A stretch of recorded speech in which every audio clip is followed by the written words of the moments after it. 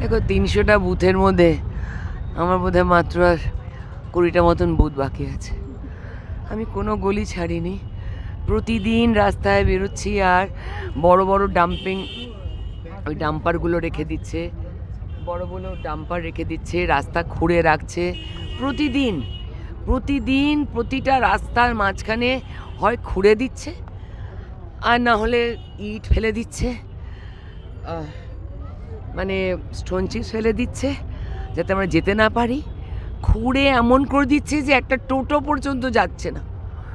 মানে ওরা ভাবছে যে আমি তাতে থেমে যাব, আমি থামা পাবলিক নয়। কারণ সোনারপুরে এখানে প্রচুর মানুষ আছে, আমি প্রচুর মেয়েদের দেখেছি যারা সালোয়ার কামিজ বা জিন্স আর লং কুর্তা টুর্তা পরে সব বাইক চালায়।